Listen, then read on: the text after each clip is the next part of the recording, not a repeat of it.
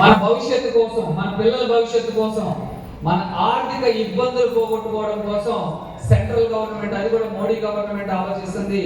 June 21, 2023 ఈ business లో ఉన్న లోటుపాట్లన్నీ సవరించి కస్టమర్స్ లాస్ అవ్వకూడదని, రైట్?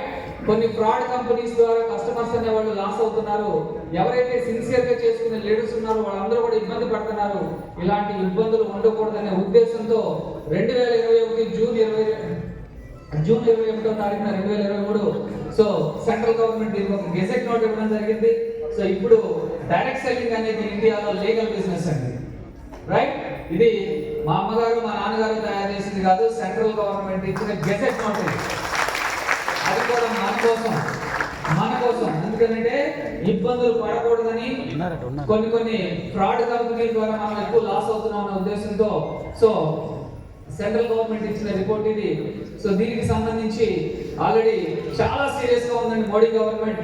ఇప్పుడు బడ్జెట్ లో కూడా డైరెక్ట్ సెల్లింగ్ బిజినెస్ ని యాడ్ చేస్తున్నారు. ఎందుకంటే ఈ ఇండస్ట్రీ ద్వారా ట్యాక్స్ ఎక్కువ కలెక్ట్ చేయాలనేది సెంట్రల్ గవర్నమెంట్ యొక్క మెయిన్ ఎయిమ్. సో ఇప్పుడు మీరు ఒక్కసారి ఆలోచించుకోండి. సో ఇప్పటి వరకు విదేశీ కంపెనీలు వచ్చి మన ఇండియాని మాక్సిమం ఇండియాలో మార్కెట్ చేస్తూ మన కరెన్సీని బయటకు పట్టుకెళ్తా ఉంటే ఫస్ట్ టైం ఇండియన్ గవర్నమెంట్ ఇచ్చిన సపోర్ట్ వల్ల మనకు కొన్ని ఇండియన్ డైరెక్ట్ సెల్లింగ్ కంపెనీస్ ఇండియాలోనే కాకుండా విదేశాల్లో బిజినెస్ చేస్తూ వాళ్ళ కరెన్సీని ఇండియాకి తీసుకొస్తా ఉన్నాయి. ఇది చాలా ప్రౌడ్ గా చెప్పుకోవాల్సిన విషయం మనం అందరం కూడా. సో ఇందాక మీకు ఆల్రెడీ చెప్పాను, 2030 నాటికి KPMG ఇది ఇంటర్నేషనల్ ఆడిటింగ్ కంపెనీ అండి. వీళ్ళు కంట్రీలో జరిగే ఏదైనా ఒక బిజినెస్ గ్రోత్ చూస్తూ ఉంటారు, దాని యొక్క స్టాటిస్టిక్స్ అనేది అబ్జర్వ్ చేస్తూ ఏ ఇండస్ట్రీ బాగా డెవలప్ అవుతుంది, ఏ ఇండస్ట్రీ లాస్ లో ఉంది అనేది అబ్జర్వ్ చేస్తూ వీళ్ళు ఎవ్రీ ఇయర్ ఒక రిపోర్ట్ అనేది ఇస్తూ ఉంటారు. సో వీళ్ళు చెప్పిన మాట ఏంటంటే 2030 నాటికి డైరెక్ట్ సెల్లింగ్ ఇండస్ట్రీ $30 బిలియన్ ఇండస్ట్రీగా ఇండియాలో ఎదగబోతా ఉందని. అంటే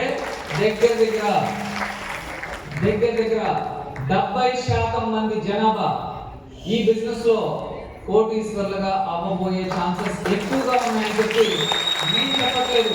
KPMG ఆర్గనైజేషన్ మన ఇండియన్ మార్కెట్ ని స్టడీ చేసి చెప్తా ఉంది, రైట్? సో ఇవాళ అందరూ మీరు వెస్టిజ్ చేయడానికి ఇక్కడికి వచ్చారు, అవునా కదా? జస్ట్ ఇమాజిన్, ఇవన్నీ కూడా రిపోర్ట్స్ అండి, ప్రాక్టికల్ గా మాట్లాడుతున్నాం. ఇవన్నీ కూడా రిపోర్ట్స్.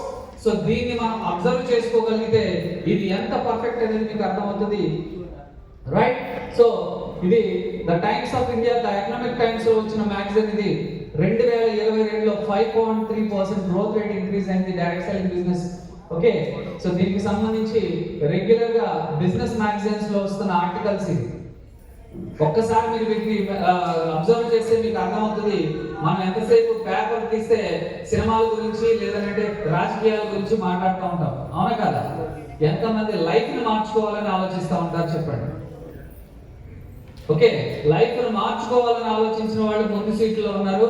ఇదంతా వేస్ట్ అనుకున్న వాళ్ళు బయట నిల్చుని ఉన్నారు. నేను హాల్లో ఉన్న వాళ్ళకి తప్పబడిన, ఎందుకంటే అందరూ కొత్తగా వచ్చిన వాళ్ళు కాబట్టి కొంచెం భయపడ్డారు నేను ఏదనంటే, రైట్? సో కర్ణాటక ఇప్పుడు టాప్ పొజిషన్ లో డైరెక్ట్ సెల్లింగ్ బిజినెస్ లో టాప్ పొజిషన్ లో ఉంది. ఎందుకంటే ఉమెన్ ఎంటర్ప్రెన్యూర్స్ ఎక్కువ మందిగా తయారవుతున్నారు ఇక్కడ, రైట్? సో దీన్ని రెడీమేడ్ బిజినెస్ అన్నాం కదా. ఒక చిన్న ఎగ్జాంపుల్ చెప్తాను దీనికి సంబంధించి. చాలా మంది ఇన్వెస్ట్మెంట్ పెట్టి బిజినెస్ చేస్తారు, అవునా? ఇన్వెస్ట్మెంట్ పెట్టి చేసే బిజినెస్ లో రిస్క్ ఫ్యాక్టర్ అనేది ఎక్కువగా ఉంటుంది. ఇన్వెస్ట్మెంట్ పెట్టాలి, right? Up to date product అనేది అందించాలి. ఈ టైంలో మనకి కస్టమర్స్ రాలేదనుకోండి, లాస్ వచ్చినా ప్రాఫిట్ వచ్చినా మనమే భరించాలి, అవునా కదా? సో రిస్క్ ఫ్యాక్టర్ అనేది చాలా ఎక్కువగా ఉంటుంది డబ్బులు పెట్టి చేసే బిజినెస్ లో. సో ఈ బిజినెస్ మీరు చేసుకోగలిగితే ఇక్కడ రిస్క్ ఫ్యాక్టర్ అనేది లేదు, కొంచెం ఒళ్ళుని కష్టపెట్టగలిగితే చాలు. సో ఈ బిజినెస్ చేయాలంటే బాడీని కష్టపెట్టాలి, నోరుని కష్టపెట్టాలి, అట్లాగే యాక్టివ్ గా పాజిటివ్ గా ఆలోచించగలిగితే 100% సక్సెస్ అయ్యే ఛాన్సెస్ ఎక్కువగా ఉంటాయి. అందుకే యాక్చువల్గా ఏమంటారంటే డైరెక్ట్ సెల్లింగ్ బిజినెస్ లో ఎక్కువ మంది ఇన్వాల్వ్ అవ్వడానికి, ఎక్కువ మంది బిజినెస్ లో సక్సెస్ అవ్వడానికి గల రీజన్ ఏంటంటే బిజినెస్ ని అర్థం చేసుకున్న వాళ్ళు తొందరగా లైఫ్ లో సెటిల్ అవుతున్నారు, అర్థం చేసుకోలేని వాళ్ళు సో దీన్ని వేస్ట్ అన్నట్టు చూస్తా ఉన్నారు, అవునా కదా? సో కర్ణాటకలో ఉమెన్స్ ఎక్కువ మంది బిజినెస్ ని అది చేయడానికి ఇంట్రెస్ట్ చూపిస్తా ఉన్నారు. సో ఇవన్నీ కూడా పేపర్ ఆర్టికల్స్ అండి, డైరెక్ట్ సెల్లింగ్ కి సంబంధించి.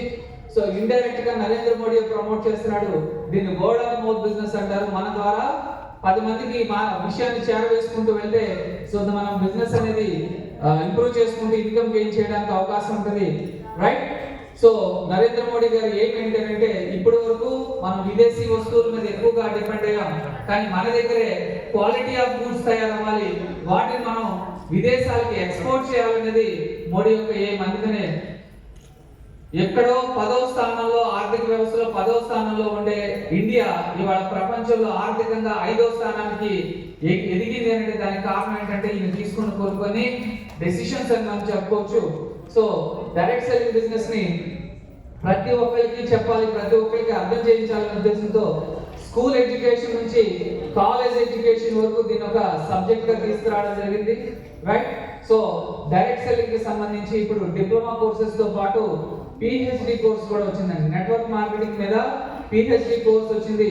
సో ఇది రాబోయే రోజుల్లో ప్రతి ఒక్కరికి ఇది రీచ్ అవుతుంది, రైట్? ఇప్పుడే మనం దీన్ని ఇంప్లిమెంట్ చేసుకుంటూ వెళ్ళగలిగితే 100% మనకి ఈ బిజినెస్ అనేది బిల్డ్ చేసుకుంటూ వెళ్ళచ్చు.